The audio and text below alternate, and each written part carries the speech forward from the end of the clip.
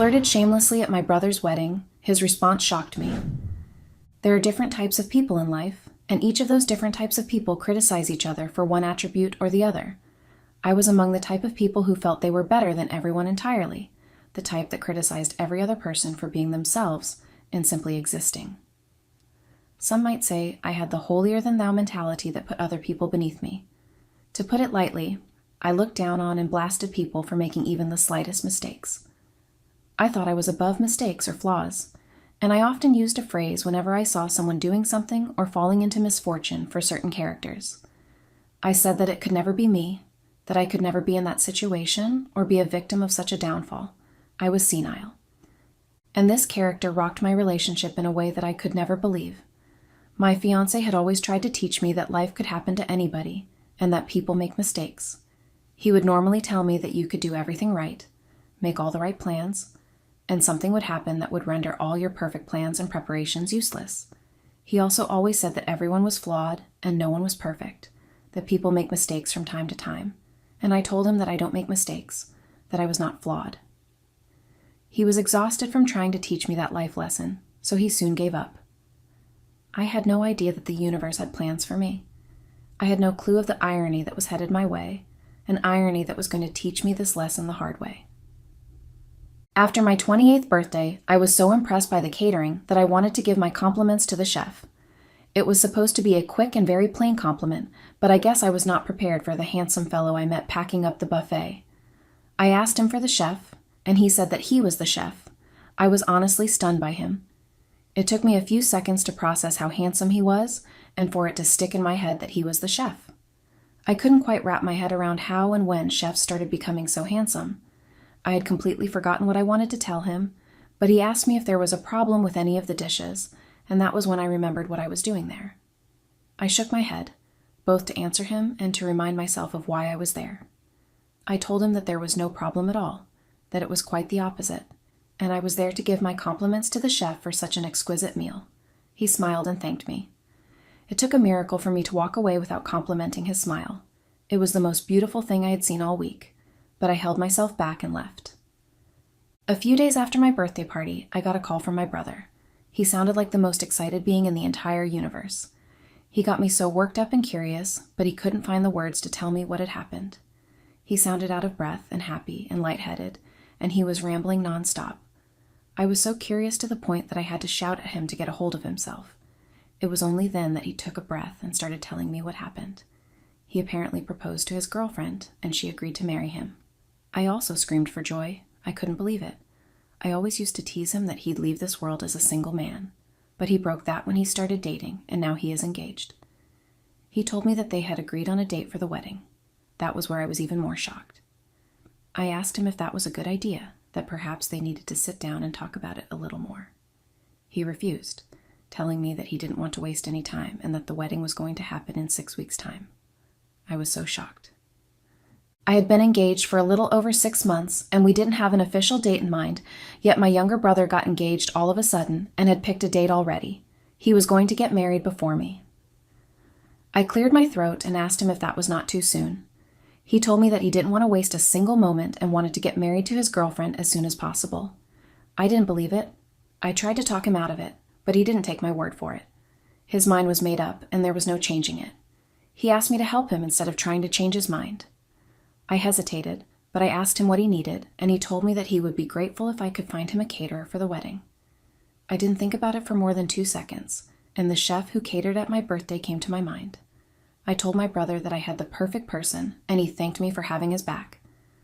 Only 2 people had been able to get over my cynicism, and they were my brother and my fiancé. They knew how to ignore me or to drive my harsh arguments and criticism to their own gain. I didn't think I'd have the need for a caterer anytime soon. I wasn't even thinking about my wedding because, like I said, we didn't have a date in mind, so I didn't get the chef's number. My fiancé was the one that employed his services for my birthday. As a matter of fact, my boyfriend handled everything that day. All I did was show up looking pretty. I had made a promise to my brother, and I needed to keep it as soon as possible. He barely asked me for things, and when he did, I needed to deliver. I called my fiancé and asked him about the chef that catered at my birthday. I told him about my brother's engagement, and he was honestly happy for my brother and told me he'd send a congratulatory basket to him. That was the kind of man I was engaged to, the most thoughtful and kind man you'd ever see. He then told me he'd send me the details of the chef's catering company. I thanked him and ended the call. In a minute, I got a message from my fiancé with the name of the catering company, the address, and the number to call. I could have just called, but I wanted a personal touch, or so I thought. What I really wanted was to see that chef one more time, so I got dressed and went to the address I was given. When I got there, I talked to the receptionist, telling her that I required their services. She asked me for the kind of occasion that the services would be needed in, and then she asked me what the date of the event was. I told her, and then she asked me to sit and wait as she checked the details. She told me that they could squeeze me in, and I asked if I could pick the chef that handled the event. She told me that it wasn't ideal, but it could happen if the chef wasn't occupied. I didn't even know the chef's name. I tried describing it, and that was difficult to do without sounding like a pervert. But she immediately knew the one I was talking about and told me that he wasn't taking any more jobs at the moment. I asked her if I could at least talk to him and try to change his mind. She was hesitant, but I have my way with words. As much as I can be cynical, I can also be flattering and nice. After I massaged her ego for a few minutes, she succumbed and agreed. She gave me his official contact, and I called him immediately after I left the place. He didn't pick up, but that didn't deter me. I kept calling without stopping. After about 3 hours and over 30 missed calls, I was at home, trying to call again when he picked up and asked who was pestering him. I was so elated. His voice rang like a song that reminded me of a time. I instantly remembered how I met him at my birthday party. I was honestly shocked, and I expressed that by saying that I didn't know he was the chef of the restaurant. He corrected me by saying he was the chef and owner. I was honestly impressed. He had his own restaurant. I told him that I didn't come there to eat, that I wanted to talk to him about something. He told me he couldn't talk unless I ate first. I really didn't understand his tactic. I looked at him with a very curious gaze and gently picked up the menu. I looked at it and told him what I wanted from the menu. He nodded his head softly and told me that I had good taste. I blushed and said that I knew that. You can call me impetuous or pompous, but I just know modesty wasn't one of my strong suits. He got up and went back to the kitchen. After a few minutes, he returned with the dish I ordered and served it to me. Then he sat back and asked me to eat. He wasn't eating. He was just looking at me. I tasted the food, and it was like my taste buds lit up like Christmas. The meal was so delicious that I couldn't stop eating. He didn't even ask me how the food tasted. I guess he could see it from the way my eyes widened after the first time the food touched my tongue. I was so in love with the dish, and it was evident. He smiled at me and kept looking at me like that until I was done eating. Then he asked me what I wanted to talk to him about. I first drank a little water and took a deep breath, then told him that I really loved his cooking on my birthday, and I would really love it if he could cater at my brother's wedding.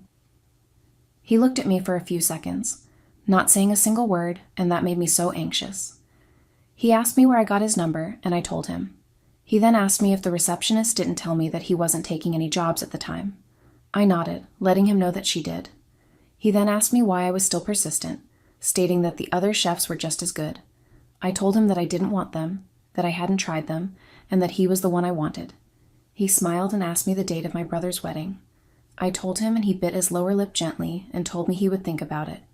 I thanked him, and he got up, telling me not to. He then went back to the kitchen. I was satisfied with the answer I got, but I needed certainty. I needed to make sure that the answer I would get would be positive and nothing less. I called one of the waiters and tried to pay for my meal, but I was told that it was on the boss and that I wasn't allowed to pay. I'm not the type that likes taking things for free, but that didn't feel free. It felt like a gesture that made me feel butterflies in my tummy. I couldn't help but smile as I walked out of the restaurant. The next day, just before 10 o'clock in the morning, I got a call from the chef telling me that he would cater my brother's wedding. I was jogging when I got the call. You should have seen how I screamed like a crazy person when he told me this. I was so excited that I had to pause and ask myself if I was the one getting married. I called my brother immediately after and told him that I'd found the best chef to cater for his wedding. He was so excited and thanked me so much. I told him that whenever he was ready, I could set up a meeting so the details could be discussed. My brother thanked me even more, and I had never felt prouder to be an elder sibling in my entire life. My brother needed me, and I came through for him like a hero. But I wasn't truly a hero, was I? Because heroes do things for the gain and good of others. But what I did for my selfish gain. My brother's wedding was approaching faster than the bullet trains in Japan. Plans were being made, and I set up a meeting for my brother and this bride to meet the chef, although the chef told me that he would like for me to be present, so I made myself available. It was very difficult to listen to whatever they were saying while the chef talked. I was lost in his eyes and the movement of his lips. To me, I was falling harder with each moment that went by. I admired how meticulous he was with his work. He was very detailed with his questions, like he wanted to know each and every guest personally to better serve them. I didn't say much. After all, it wasn't my wedding. I just sat by and watched and listened. When they were done, he presented some of the recommended dishes to my brother and his bride-to-be for them to get a taste of what they will be expecting at their wedding. Both of them were blown away by the dishes. It was priceless to watch their reactions as the food touched their tongues. A flash of my finances flashed through my mind, making me pull away for a second, and the chef asked if I was okay. I nodded and told him I was fine. He was about to say something else, but I didn't let him. I stopped him from talking by putting my lips on his and sucking the air from his lungs. That was how deep our kiss was. It was deep enough to abandon whatever morals I had, whatever confidence and trust my fiancé had in me, whatever commitment I had to my fiancé, I abandoned them all. I felt a different part of my heart itching and burning half as hot as the sun. It was like I was living with a part of myself that I had never used before. I was so lost in the chef, and he was so lost in me. I placed my hand on his chest, and I could have sworn that I felt a V8 engine in his chest with how fast it was beating. Things happened that day that, as much as I felt bad for them happening, I wouldn't take them back even if I could, because I felt so light, like I could do anything. I felt things I had never felt before. I went to extents that I have never reached in my entire life. I guess what they say about being intimate with artists is true. No matter the kind of artist, they leave their signature on your soul, memory, and heart that it'll be impossible for you to move on or even forget. I know, I should have been more discreet, but I couldn't help it. I asked the chef to meet me outside, but he said he needed to do some things and that we should meet outside in exactly 30 minutes. He looked at his watch as he gave me that timeline. I looked at the time on my phone as well and nodded. If I knew anything about the chef, it was that he took timing very seriously. If he said he was going to be somewhere in an hour, he would be there at that time. So I went back to my seat and my fiancé asked me what that was about. I lied, telling him that I wanted to confirm something about a dish. He then asked me what was so funny that made me smile and laugh the way I did. I couldn't think up any lie on the spot, so I just said that it was an inside joke. He looked at me weirdly and said, "Okay." I kept waiting impatiently, and I kept looking at the time while I was waiting. My eyes and that of the chef kept meeting, and we'd smile at each other or smirk. We tried to hide it, but all it took was for someone to just notice it once, and that person would see that it was so obvious. It was like I had no shred of shame left in me, and I was just doing whatever felt good to me. When I saw that it was a little over 28 minutes since I talked to the chef, I looked at him, and he gave me a subtle wink that I returned. I then got up and told my fiancé that I wanted to go use the restroom. I left and went behind the hall where the chef was already waiting for me. When I got there, it was just the two of us. I rushed into his arms and kissed him so badly that one would think that he was my long-lost love that I hadn't seen for years. We kissed and fondled each other without fear or caution, and soon I heard my name from the door. I paused, and I slowly pulled my lips away from the chef's. It was both my fiancé and my brother who were standing there. My eyes bulged in horror. My world had come to an end. My brother's wedding, which was supposed to be about him, became about my infidelity. My brother first locked the door so no one else would come in. He felt bad for my fiancé, who was still silent. My brother called my name and asked me why I would do such a thing. My fiancé then spoke up, saying that it didn't matter. He slowly pulled off his engagement ring and put it on the floor. I got him an engagement ring as well because I didn't like the idea of just me wearing a ring. He told me that as the ring touched the floor, that was exactly the same way it was over between the two of us. He walked away and tried following him, and my brother stood in the way. He told me that I wasn't going to mess up his wedding and that whatever dramatic plea I wanted to do had to be done elsewhere. He didn't let me follow my fiancé. That evening I went to my fiancé's house in hopes of pleading with him. The truth is that I didn't expect to find him there, but he was sitting right in front of his house with his face looking upwards. He asked me why I was there. and I went on my knees, telling him that I didn't mean for it to happen. I tried pleading with him, telling him that it was a mistake. And he used the exact words I normally used. He told me that I said I don't make mistakes, that I am not flawed, that everything everyone does, they do it knowingly. He was angry and told me not to come to him and claim that it was a mistake when it clearly wasn't. I knew exactly what I was doing. I refused to leave the front of his house, no matter how much he shouted at me, no matter how many times he told me that it was over. I refused to listen. So what he did in response broke me to pieces. He called some girls on the phone and told them to come over. He then looked me in the eyes and told me that if I thought I was the only one that had options, then I was very wrong. He went inside, leaving me outside. I was there till the girls came over. There were 3 of them, and they all walked past me when they came. He opened the door for them and welcomed them in. I tried to go in as well, telling him not to do what he was about to do, but he didn't care about what I was saying. He closed the door in my face, making sure that I didn't enter. They had their own little party with loud music and everything, but when they got to the part where they were being intimate, he turned off the music. I heard everything, and it was burned into my brain that it was over between us. I walked away in shame, and I hated myself for letting things come to this. Update. Hello, everyone. My life has been the textbook definition of irony the past few weeks. You know how I think that there was no set date for our wedding? Well, it turned out that was a lie. My brother knew about it.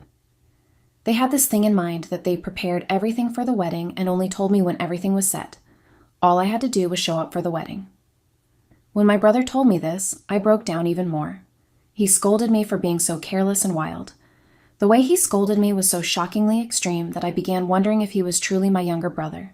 He was so mad. He told me that I was very lucky that I didn't ruin his wedding. If not, he would have never forgiven me. He was angry, but he didn't know how to express it other than shouting at me. He said he didn't want to tell anyone about it, so he kept it between us. Even his wife didn't know, but she was bound to know about it sooner or later. He didn't let me breathe for even a second. I was supposed to help him move his stuff to the house he and his new wife bought together, but he didn't even let me. He told me that he didn't want to be around me for the meantime. I hated how things turned out. I couldn't believe my relationship ended in such a manner. What's worse is that my ex-fiancé and I lived around each other, so I would see him on a regular basis, and every single time, he was with a girl. He wasn't being modest at all. It was like he was trying to make a statement, that he could get anyone and everyone he wanted, and he only held himself back because he was faithful to me. But now that he had seen that I was unfaithful, there was no use being faithful to me. And the most heartbreaking part of it all was that people began asking questions. We were the kind of couple that flaunted each other. No, let me rephrase. I liked flaunting my fiancé and I in people's faces. So now that we were no longer together, people were always asking me questions. Even when I got to get my hair done, I'd hear gossip about me and my ex. And it was always baseless comments, but it didn't take long until I met with one of the girls my fiancé was hanging out with in the hair salon. And when the gossip about me and my ex came up and people were saying that he showed his true colors and cheated on me, she rose up and defended him. She called me shameless for me to sit there and let people talk about my fiancé that way when I was the one at fault. She practically announced that I was the one that cheated. I felt so ashamed that I wanted the earth to swallow me. The curious thing was that I never tried to reach the chef after we were caught during my brother's wedding, but I at least expected him to reach out to me. The chef never called or texted. It was like he fell off the face of the earth. I felt so alone and abandoned. I couldn't talk to my brother, who was literally my best friend. I didn't have a partner to confide in like I usually do. And I didn't have many friends. The ones I had avoided me like a plague, because who would want to be seen around a known infidel? I hated my life because of how everything was going. But the saddest part came when I started seeing my ex with one girl in particular, the one who defended him in the salon. It was as though they were now exclusive, and after a few months of dating, he proposed to her. Like I said, we stayed around each other, so everything was right in my face. We dated for over a year before he asked me to marry him, but he just dated this girl for a few months and they were already engaged. What did she have that I did not? I was so bitter and in pain. I wanted my agony to end, and the only way I could think of doing that was moving away from that neighborhood. I hated moving. I found it uncomfortable, but I knew for a fact that moving would be more comfortable than everything I was going through at the moment. I went to see my brother before I moved to tell him that I was moving, and that was the first time I spoke to his wife since the wedding. She was the one that welcomed me in and even offered me tea while I waited for my brother. It was clear she knew about my infidelity. Whether my brother told her or not, she definitely had found out. I told her that I knew she was judging me, and she told me that it was quite the contrary. She told me that she couldn't say she understood why I did it, especially the way I did it, but that she understood that people made mistakes, and that sometimes there's no coming back from that mistake. She said that all I can do is start over. That gave me strength to move and start my life over somewhere else. My brother's wife was everything I wasn't, and I decided to learn from her as I moved on. My life is taking shape again in a new city. I have a new job, and things are looking okay. I've learned my lesson, and I am better for it.